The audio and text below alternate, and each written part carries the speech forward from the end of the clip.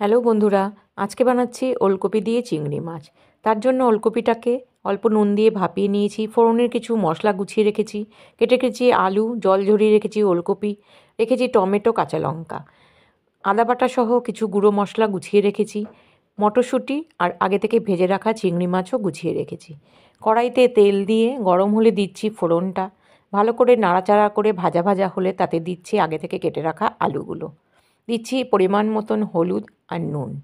ভালো করে মিশিয়ে নিয়ে বেশ কিছুটা সময় ভাজার জন্য অপেক্ষা করছি।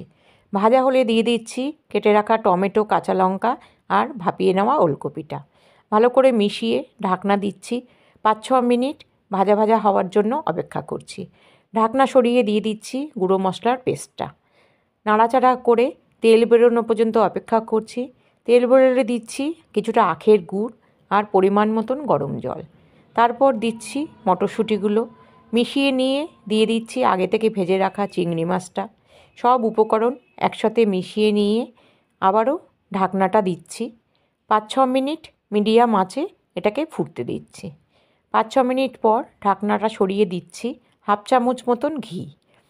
ভালো করে মিশিয়ে নিয়ে আবারও আমি ঢাকনাটাকে দেব, 2-3 মিনিট অপেক্ষা করব। এই সময় গ্যাসটাকে একদম সিম করে দেব।